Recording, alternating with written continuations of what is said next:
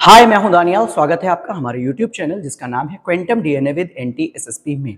अभी तक हम लोग ने बात करी थी ट्राइपेनोसोमा की, बीएससी फर्स्ट सेमेस्टर जूलॉजी के लिए। ट्राइपेनोसोमा जिससे हम लोग की एक बहुत कॉमन सी डिजीज है, कौन सी होती है? Sleeping sickness.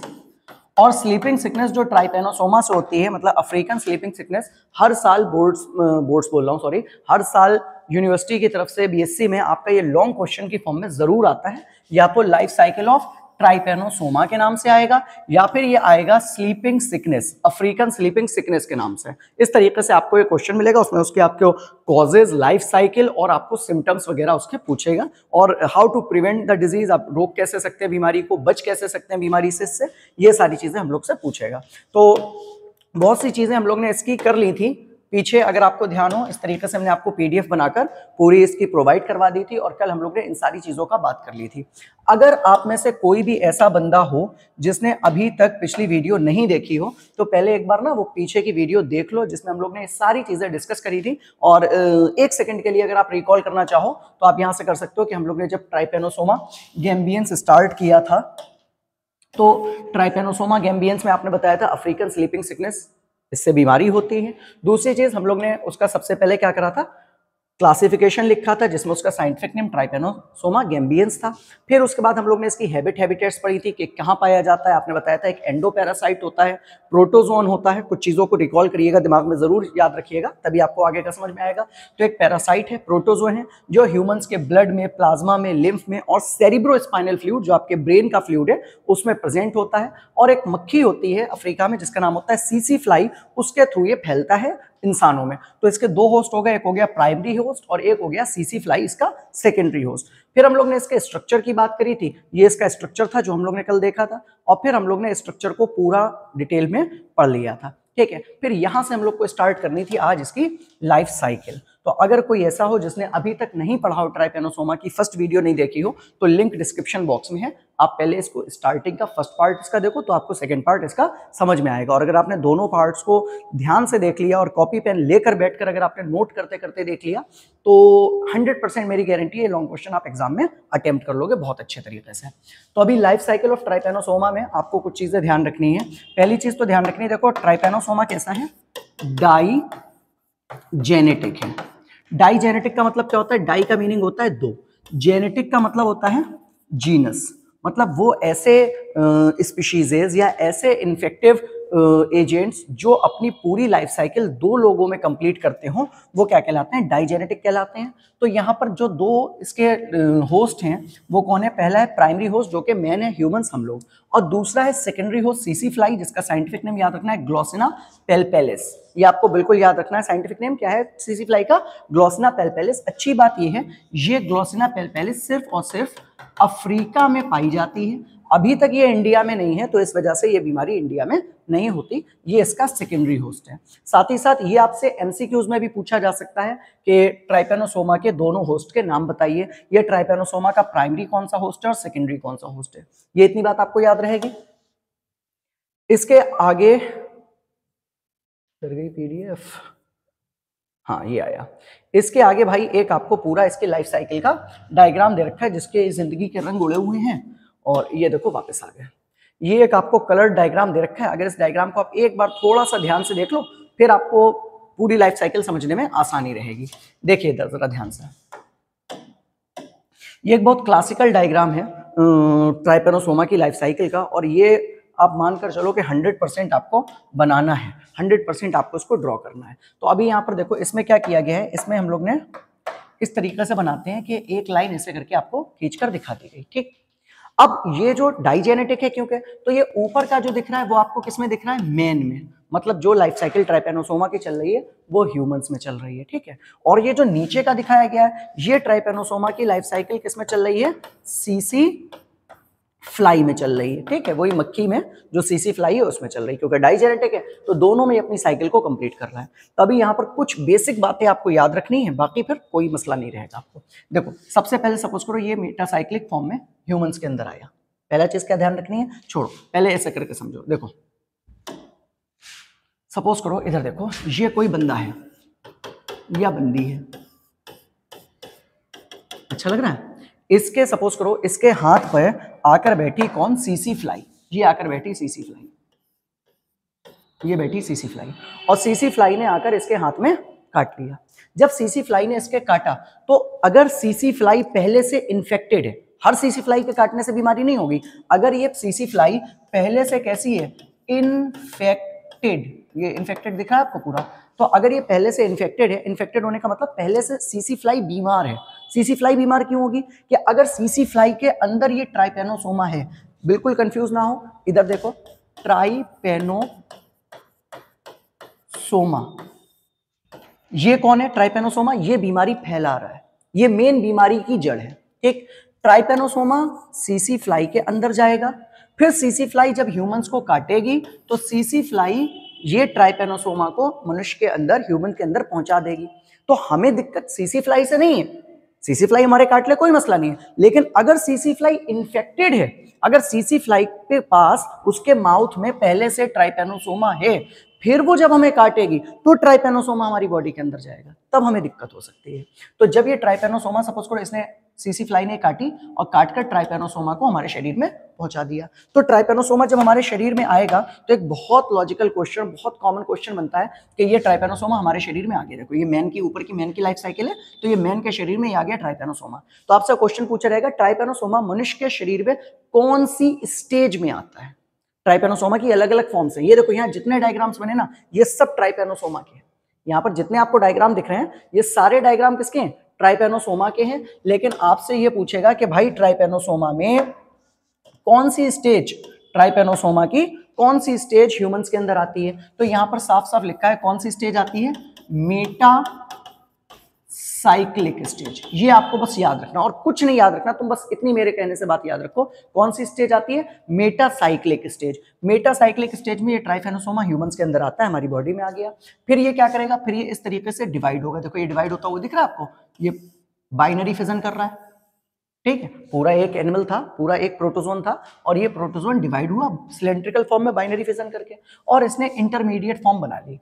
और जब ये इंटरमीडिएट फॉर्म ऐसे छोटी हो जाती है, शॉर्ट स्लम्पी फॉर्म बना लेती है, फिर ये वापस किस में चली जाती है, ट्राइपेनोसोमा किस में चली जाती है, सीसी फ्लाई में। अब सीसी फ्लाई में कैसे जाएगी, पहले तो हमें इन्फेक्टेड मक्खी ने काटा तो हमारे अंदर बीमारी आ गई, ठीक। अब हम मक्खी के थोड़ा ना काटेंगे, अब क्या होगा, अब कोई नॉर्मल मक्खी जिसमें बीमारी नहीं है वो आकर जब इंसान को काटेगी तो वो हमारे पास से ट्राइपेनोसोमा लेकर चली जाएगी। मेरी बात समझ रहे हो आप, इधर देखो, पहले क्या था, सीसी फ्लाई।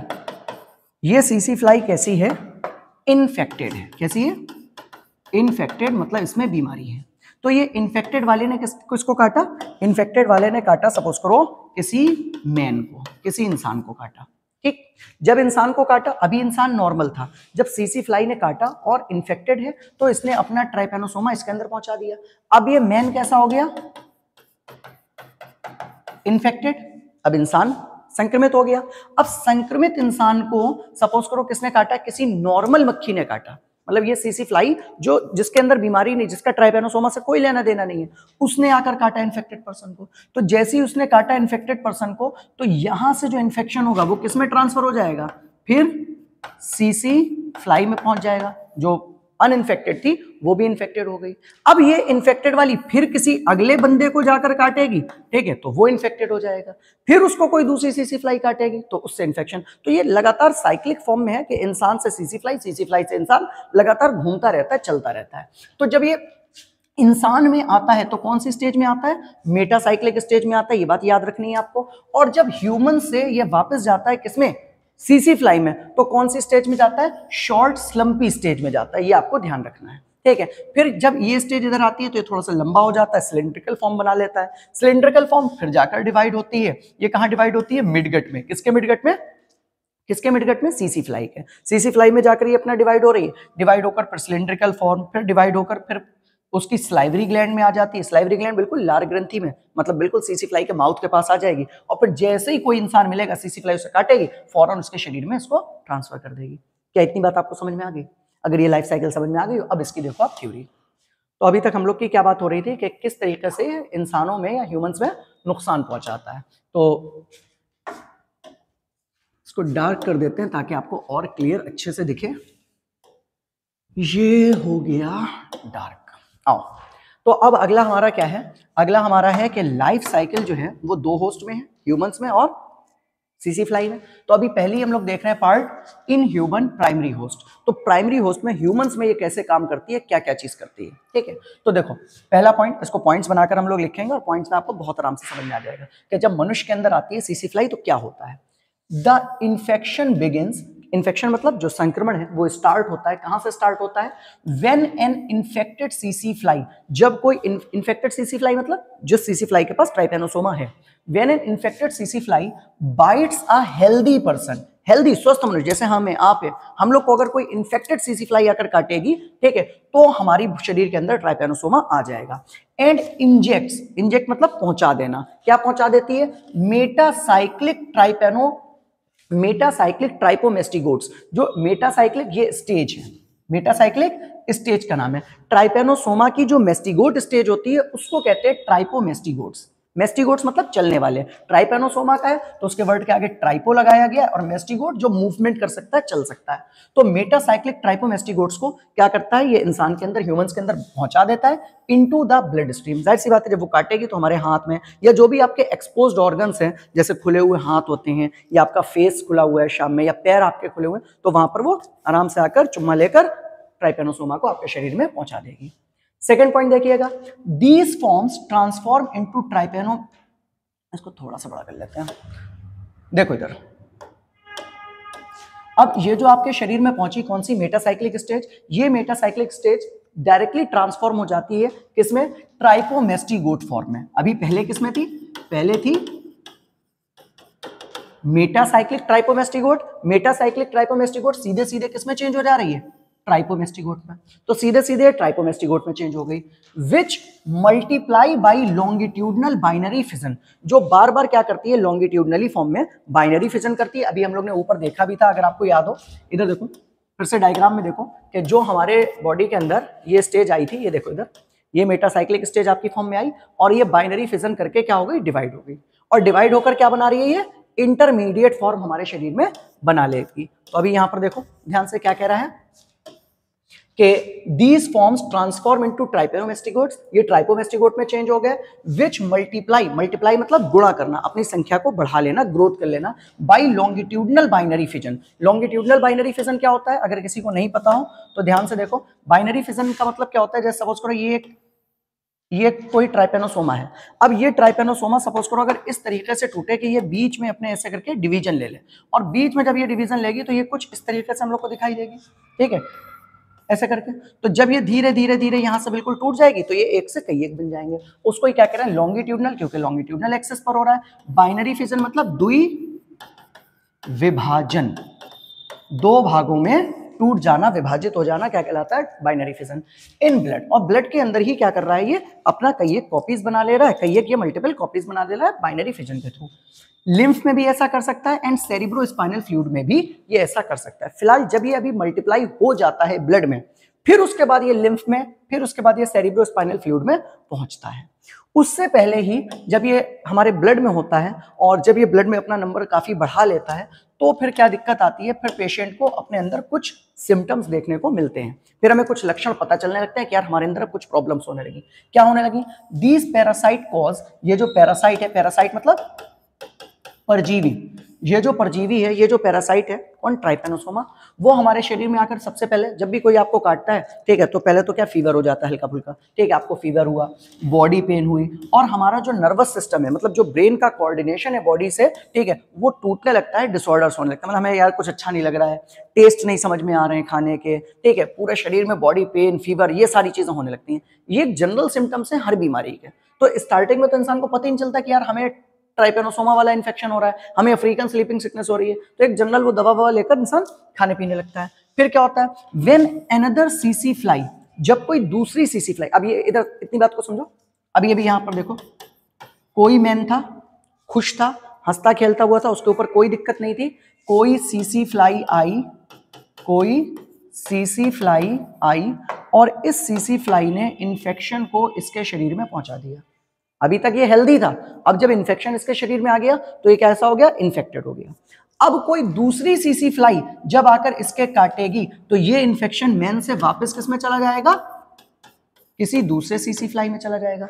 लेकिन ऐसा नहीं है कि मैन से इन्फेक्शन चला गया तो मैन ठीक हो गया, मेरे शरीर में उसने मल्टीप्लाई कर लिया अपना, बहुत ढेर सा अपना नंबर बना लिया है, तो अब कोई हमें मक्खी काटेगी तो वो एक हमारे से लेकर चली जाएगी, मेरी बीमारी मेरे साथ ही रहेगी, अब वो किसी और को ट्रांसफर करने के लिए चली जाएगी। तो व्हेन अनदर सीसी fly bites this infected person, तो अब इस इन्फेक्टेड पर्सन को अगर कोई दूसरी सीसी फ्लाई काटेगी, it sucks the blood containing trypomastigotes. क्या करेगी ये? तो जब भाई सीसी फ्लाई काटेगी तो काटने में जाहिर सी बात है आपका ब्लड चूसेगी, जब वो आपका ब्लड चूस रही है तो जो ट्राइपोमेस्टिगोट्स आपके शरीर में बन गए थे, ट्राइपोमेस्टिगोट्स वो स्टेजेस हैं जो आपके शरीर में बनाई हैं किसने? ट्राइपेनोसोमा ने।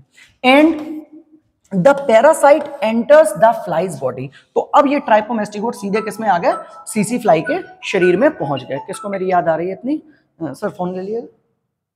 तो अब ये ट्राइपोमेस्टिगोट्स कहां चले गए? सीसी फ्लाई के शरीर के अंदर चले गए। क्या आपको इतनी बात समझ में आ गई?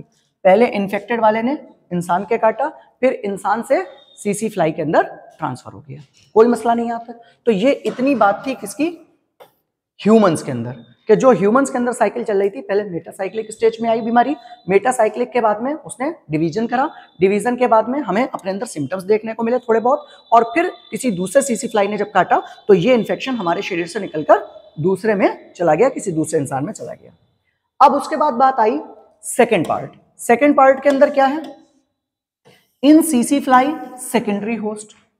देखो लाइफ साइकिल 2 में चल रही थी, बिल्कुल बिल्कुल कॉपी पेन खोल के रखो, सीधे सीधे ऊपर लिख लो लाइफ साइकिल, ठीक है? 2 पार्ट्स में लाइफ साइकिल, 2 पार्ट्स में। किसमें? पहले ह्यूमंस में, जो हम लोग ने पढ़ ली। ह्यूमंस में क्या हुआ? अब जब ट्राइपेनोसोमा ह्यूमन से निकलकर किसमें? किसी दूसरे सीसी फ्लाई में चली गई, तो फिर अब किसमें चलेगी? अब इसकी लाइफ साइकिल चलेगी किसमें? सीसी फ्लाई में। तो सीसी फ्लाई इसका सेकेंडरी होस्ट है। हम लोग देख रहे हैं कि सीसी फ्लाई या सेकेंडरी होस्ट में जब बीमारी पहुंच रही है, ट्राइपेनोसोमा पहुंच रहा है, तब वहां पर क्या कर रहा है?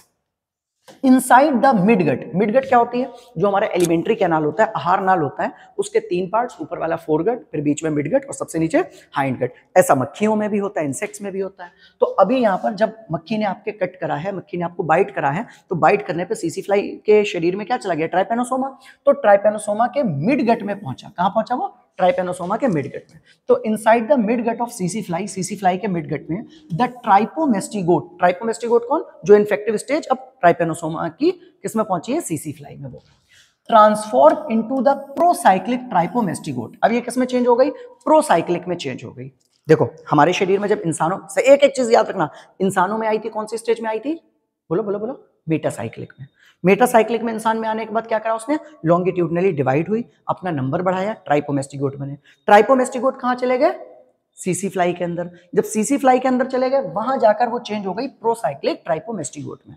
तो पहले मेटासाइक्लिक, फिर डिवाइड हुई, ट्राइपोमेस्टिगोट बने, ट्राइपोमेस्टिगोट सीसी फ्लाई में गए, सीसी फ्लाई में जाने के बाद प्रोसाइक्लिक ट्राइपोमेस्टिगोट में चेंज हो गए, एंड मल्टीप्लाई एक्टिवली, और बहुत तेजी में वो अपने अंदर अपनी संख्या को बढ़ा लेता है, अपने संख्या को चेंज करता है, बहुत ढेर सा नंबर बना लेता है, क्योंकि अब उसे भी तो अलग अलग लोगों के काटना है और अलग अलग लोगों में जाकर बीमारी को पहुंचाना होगा। आफ्टर 10 to 15 डेज, 10 से 15 दिन के बाद, किसमें? सीसी फ्लाई की बात चल रही है। They migrate to the salivary glands. जो दे किसके लिए बोला गया यहाँ पर? हाँ भाई, दे किसके लिए बोला गया यहाँ पर? ट्राइपेनोसोमा के लिए, पैरासाइट के लिए। तो जो पैरासाइट है ट्राइपेनोसोमा, वो माइग्रेट कर गया, अभी मिडगट में था, मिडगट से निकलकर किसमें आ गया? स्लाइवरी ग्लैंड्स में। स्लाइवरी ग्लैंड्स मतलब लार ग्रंथियां। किसमें आ गया? लार ग्रंथियों में आ गया। क्यों आ गया लार ग्रंथियों में? ताकि आसानी से यहां से जब किसी को काटे मक्खी तो आसानी से निकलकर स्लाइवरी ग्लैंड से पहुंच जाए, एंड ट्रांसफॉर्म इनटू एपीमेस्टिगोट फॉर्म। और एक अगला रूप चेंज कर लेती है जिसको कहते हैं एपीमेस्टिगोट फॉर्म। तो अब यहां पर कंफ्यूज ना हो तो एक बार एक साइक्लिक फॉर्म में देख लो। देखो जब इंसान में आई थी तो कौन सी आई थी? मेटासाइक्लिक। मेटासाइक्लिक चेंज होकर किसमें पहुंची? ट्राइपोमेस्टिगोट में चेंज हुई। ये इतना तो इंसानों में था जो ग्रीन कलर से हमने लिखा है। अब इंसान के बाद ये किसमें जा रही है? अब ये जा रही है किसके अंदर? मक्खी के अंदर, सीसी फ्लाई के अंदर। तो सीसी फ्लाई के अंदर जाने के बाद ये किसमें चेंज हो जाती है? पहले प्रोसाइक्लिक में, और प्रोसाइक्लिक से अब किसमें चेंज हो गई? एपीमेस्टिगोट में। क्या इतनी बात समझ में आ गई? ठीक है, तो ये ग्रीन वाले इंसानों के अंदर चल रहे हैं और ये रेड वाले मक्खी के अंदर चल रहे हैं। ठीक है, तो ये किसमें चेंज हो गई? इपीमेस्टिगोट फॉर्म में चेंज हो गई। आगे क्या कह रहा है? दीज इपीमेस्टिगोट्स, ये इपीमेस्टिगोट जो बने हैं मक्खी के अंदर, मल्टीप्लाई, फिर और अपनी संख्या बढ़ाएंगे, एंड लेटर चेंज इनटू, और बाद में किसमें बदल जाएंगे? मेटासाइक्लिक ट्राइपोमेस्टिगोट में बदल जाएंगे। क्यों बदल जाएंगे? देखो, इपीमेस्टिगोट जब मेटासाइक्लिक में बदलेगी तभी तो इंसान में जाएगी, क्योंकि इंसान के अंदर मेटासाइक्लिक स्टेज ही पहुंचनी है। इंसान के अंदर, ह्यूमंस के अंदर कौन सी पहुंचनी है? मेटासाइक्लिक। तो इपीमेस्टिगोट किसमें चेंज हो जाएगी? मेटासाइक्लिक में। Which are the infective stage for humans, ये बात इतनी देर से हम बोल रहे हैं कि ह्यूमंस के लिए जो मुख्य मेन बीमारी फैलाने वाली स्टेज है वो मेटासाइक्लिक स्टेज है। तो metacyclic stage is the infective stage for humans, ये बात आपको बिल्कुल दिमाग में बसाकर रखनी है। क्या इतना समझ में आ गया आपको? आगे देखिएगा, लास्ट पॉइंट। अब कह रहा है when these infected CC fly, अब जब CC fly के अंदर वो मेटासाइक्लिक स्टेज बन गई, तो फिर ये जब किसी दूसरे इंसान को काटेगी, और ये कैसा इंसान है? ये इंसान हेल्दी है, जिसको बीमारी नहीं है, उसको काटेगी, तो इट इंजेक्ट द मेटासाइक्लिक ट्राइपोमेस्टिगोट। तो जैसे जनरली होता है कि मेटासाइक्लिक स्टेज को इंसान के अंदर वो ट्रांसफर कर देगी ब्लड स्ट्रीम में और रीस्टार्ट द साइकिल, और यहीं से फिर से अब दूसरा बंदा भी बीमार हो गया। क्या आपको इतनी बात समझ में आ गई? बोलो, इतनी बात समझ में आ गई? कोई दिक्कत यहां पर? ठीक है, अब इसके बाद में ये तो हमारी जनरल लाइफ साइकिल हो गई, किसमें? सीसी फ्लाई में, और अभी इससे पहले किसमें थी? ह्यूमंस में। ठीक है, तो दोनों की हमारी साइकिल हो गई। अब इसके बाद में हम लोग को क्या करना है? इसके बाद में हम लोग को क्या करना है? इंपॉर्टेंट चीजें देखनी है कि क्या और क्या क्या हम लोग को जो पॉइंट्स बनाकर याद रख सकते हैं कि कंप्लीट के अलावा हम छोटी छोटी चीजों में क्या देख सकते हैं। तो देखो, पहले तो हम लोग यहाँ पर स्टेजेस की फॉर्म्स देख सकते हैं कि कौन कौन सी स्टेजेस की फॉर्म है। पहली स्टेज कौन सी है? ट्राइपोमेस्टिगोट। ट्राइपोमेस्टिगोट होस्ट लोकेशन, मतलब किस होस्ट में होती है, कहां पर होती है? तो ये ह्यूमन के ब्लड में होती है। ठीक, क्या काम करती है? बहुत एक्टिव होती है और मल्टीप्लाइंग फॉर्म है, बहुत जल्दी से अपनी संख्या को बढ़ा रही थी। प्रोसाइक्लिक ट्राइपोमेस्टिगोट, ये सीसी फ्लाई के मिडगट में है, हम लोग ऊपर बात कर चुके हैं। ठीक है, वहां पर भी ये अपनी संख्या को बढ़ा रही है, मल्टीप्लाई कर रही है। एपीमेस्टिगोट, ये भी मधुमक्खी कह रहे हैं यार, सॉरी, ये भी सीसी फ्लाई में होती है, और अब ये मिडगट से निकलकर स्लाइवरी ग्लैंड में आ जाती है, और इसका काम क्या होता है? अपने रूप को बदलना, अब मल्टीप्लाई नहीं करेगी। फिर लास्ट आया मेटासाइक्लिक स्टेज, जो स्लाइवरी ग्लैंड्स में होती है सीसी फ्लाई के, और यही स्टेज इंसानों के अंदर पहुंच जाती है और इन्फेक्टिव होती है। तो अगर आपको ये चार चीजें समझ में आ गई हो तो दैट इज सो इंपॉर्टेंट, और अगर ये चार चीजें समझ में आ रही तो पूरी लाइफ साइकिल आप इनमें ही देख सकते हो। फिर से समझो, सबसे पहले, अच्छा इसको हम थोड़ा सा अगर चेंज करें, थोड़ा सा चेंज करके हम पढ़ें, हम देख रहे हैं सबसे पहले सीसी के स्लाइवरी ग्लैंड्स में क्या है? मेटासाइक्लिक स्टेज है। ठीक, मेटासाइक्लिक स्टेज इन्फेक्टिव है किसके? ह्यूमंस के लिए। ये मेटासाइक्लिक स्टेज किसमें चली गई? इंसान में चली गई। जब इंसान में चली गई ये मेटासाइक्लिक स्टेज, अब ये चेंज हो गई किसमें? ट्राइपोमेस्टिगोट में। कहां? ह्यूमन के ब्लड में। यहां इसने अपने आप को मल्टीप्लाई करा, और फिर किसमें चली गई? किसमें चली गई? फिर हमारी सीसी फ्लाई में। सीसी फ्लाई में ये किस स्टेज में गई? प्रोसाइक्लिक में। प्रोसाइक्लिक सीसी फ्लाई के मिडगट में होता है, वहां इसने अपने आप को मल्टीप्लाई करा। फिर किसमें चेंज हो गई? एपीमेस्टिगोट। कहां थी? सीसी फ्लाई के मिडगट में थी, अब सीसी फ्लाई के स्लाइवरी ग्लैंड में चेंज हो गई। जब स्लाइवरी ग्लैंड में पहुंच गई, फिर स्लाइवरी ग्लैंड से ट्रांसफॉर्म करके फिर ये किसमें बदल जाती है? मेटासाइक्लिक में। तो लगातार यही चलता रहेगा, मेटासाइक्लिक इसमें चेंज होगा, ये इसमें चेंज होगा, ये इसमें चेंज होगा, ये इसमें चेंज होगा। तो इंसान में जाने वाली जो स्टेज है वो मेटासाइक्लिक है, ये बात आपको याद रखनी है। अगला देखिए, जो इन्फेक्टिव स्टेजेस हैं वो आपको थोड़ी सी ध्यान रखनी है कि मेटासाइक्लिक इन्फेक्टिव स्टेज है ह्यूमंस की। ठीक है, और जब इंसान को बाइट करती है तो कौन बाइट करती है? ग्लोसिना पेलपेलिस बाइट करती है। अब यहां से देखो आप सिम्टम्स, अफ्रीकन स्लीपिंग सिकनेस के सिम्टम्स, और ये सिम्टम्स आप एग्जाम में लिख कर आओगे, बहुत इंपॉर्टेंट है।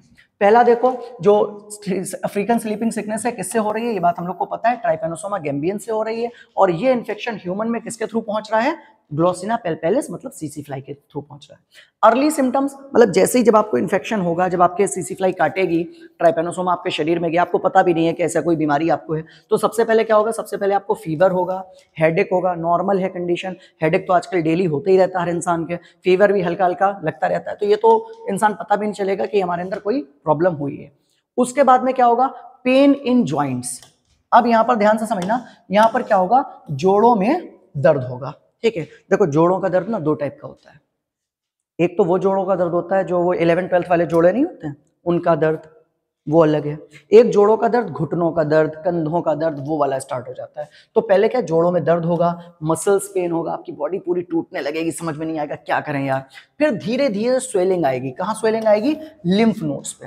और लिम्फ नोड्स स्पेशली जो आपके नेक रीजन है, इनमें थोड़ी सी स्वेलिंग आएगी, बोलने में दिक्कत आपको होने लगेगी, ठीक है। फिर आप कहोगे कि यार अब हमें नीड है, हमें डॉक्टर को दिखाना है, फिर आप जाकर डॉक्टर वगैरह को दिखाओगे। दूसरी चीज ये बहुत इंपॉर्टेंट है कि जहां पर बाइट करेगी ट्राइपेनोसोमा, वहां पर स्किन रैशेज, मतलब वहां पर स्किन के अंदर क्या होने लगेंगे, रैशेज होने लगेंगे, खुजली होने लगेगी, ये सारी दिक्कत रहेगी। तो कोई भी मक्खी कीड़ा काटता है, ये तो एक कॉमन सी चीज है, ये आपके अर्ली सिम्टम्स में है, ये तो होंगे। अब जो मेन सीवियर सिम्टम्स हैं, या जो मेन सिम्टम्स है किसके, ट्राइपेनोसोमा के या अफ्रीकन स्लीपिंग सिकनेस के जिसमें आपको पता चलेगा कि अरे यार अब स्लीपिंग सिकनेस हमें है, ये सीवियर बीमारी हो गई है, मैं जब पता चलेगा, तो उसमें क्या होगा, एनीमिया।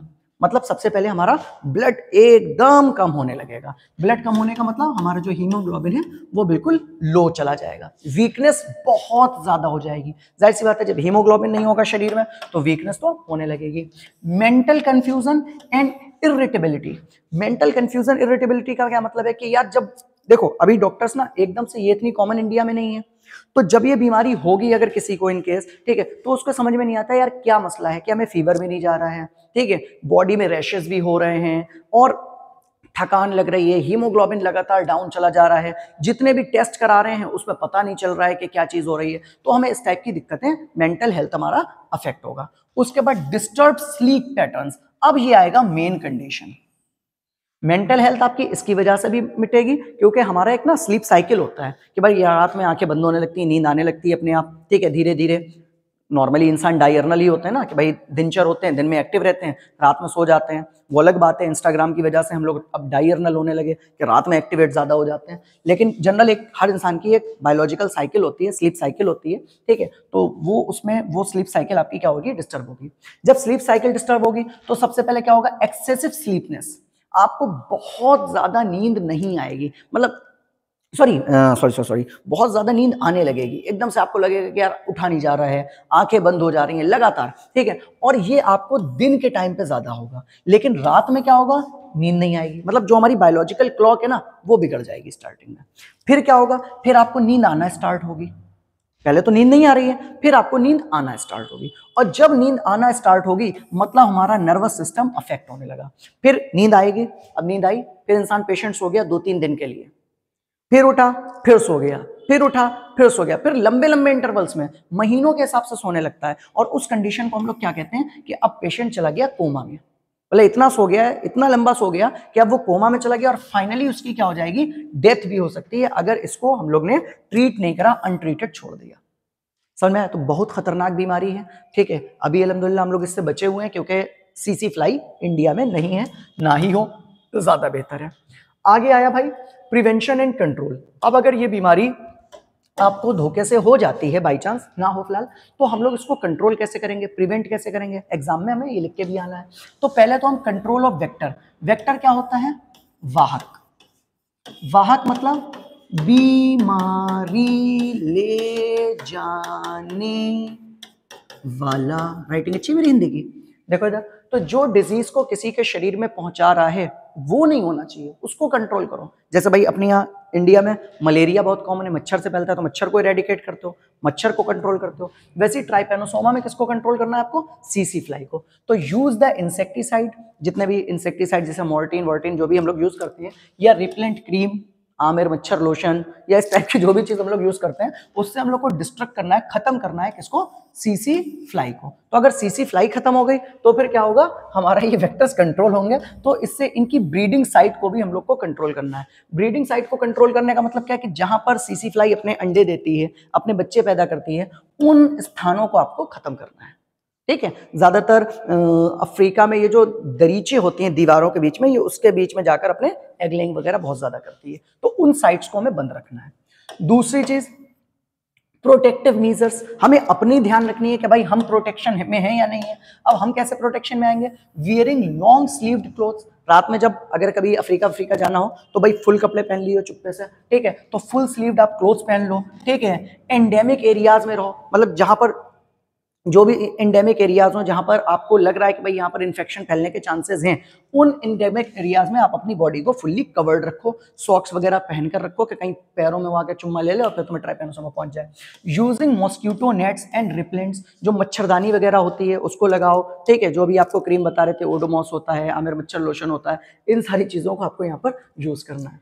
उसके बाद avoiding sleeping near river banks, और जो पानी के एरियाज के पास में जहां पर इन्फेक्शन ज्यादा होने के चांसेस हैं, उन जगहों पर या जहां पर फ्लाइज ज्यादा पाई जाती हैं वहां पर आप अवॉइड करो वहां पर जाने से। क्लियर?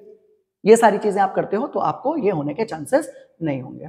फिर उसके बाद क्या है, सर्विलांस, कि हम लोग को एक जनरल चेकअप करना चाहिए, ये रूटीन बना लेना चाहिए कि भाई किसी को इन्फेक्शन है तो नहीं, क्योंकि देखो अगर हमारे आसपास ये किसी को बीमारी हुई और सीसी फ्लाई हुई तो उससे फिर हमें आने में देर नहीं लगेगी, बहुत आराम से वेक्टर के थ्रू ट्रांसफर हो सकती है। तो रेगुलर स्क्रीनिंग होनी चाहिए लोगों की जो एंडेमिक रीजन में, एंडेमिक रीजन क्या होता है, वो रीजन, वो एरियाज जहां पर बीमारी फैल रही हो, उस एरियाज में जो लोग रहते हो उनकी रेगुलर डिटेक्शन होनी चाहिए, चेकअप होना चाहिए कि क्या तुम्हारे अंदर बीमारी है तो नहीं। जैसे कोरोना में हम लोग अपना RT-PCR कराते थे चेक करने के लिए, वैसे इसकी स्क्रीनिंग होना भी बहुत जरूरी है। और फिर लास्ट में आया ट्रीटमेंट, उपचार। उपचार में क्या करोगे, कुछ हम लोग ड्रग्स यूज करेंगे। अब उस ड्रग्स में यहाँ पर कुछ नाम याद रखना, एक तो देखो सुरामीन, ये बहुत इंपॉर्टेंट है, आपको याद रखना है।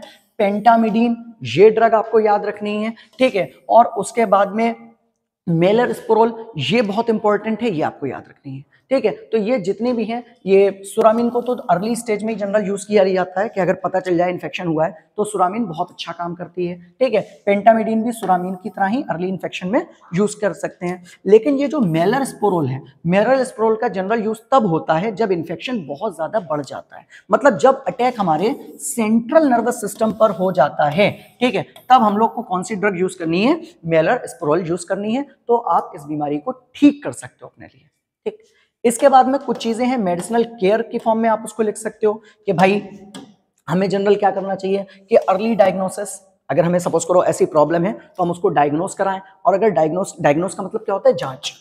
अगर आपने इसकी जांच वांच करा ली तो कहीं ना कहीं ये चांसेस रहेंगे कि आपको आने वाली प्रॉब्लम से आप बच सकते हो। दूसरी चीज, पेशेंट शुड बी हॉस्पिटलाइज्ड, जो भी पेशेंट हो उसको घर में ना छोड़ें, उसको हॉस्पिटलाइज करें, हॉस्पिटल में करें, या साथ ही साथ उसको क्वारंटाइन अगर कर देंगे, ठीक है, तो क्वारंटाइन करने से क्या होगा कि पेशेंट आइसोलेटेड हो जाएगा, और जब पेशेंट आइसोलेट अलग हो जाएगा तो उसको मक्खी वक्खी नहीं काटेगी, क्योंकि अगर पेशेंट के मक्खी ने काटा फिर मक्खी ने हमें आपको काटा तो इन्फेक्शन ज्यादा ट्रांसफर होगा। तो उसकी न्यूरोलॉजिकली मॉनिटरिंग होनी चाहिए कि भाई अब ये जो सीसी फ्लाई है, ये सीसी फ्लाई अब कहाँ कहाँ उसकी बॉडी में ट्राइपेनोसोमा को छोड़ कर आई है, वो ट्राइपेनोसोमा कहाँ कहाँ मूव कर रहा है, ये चीजें हम लोग को ध्यान रखनी होगी।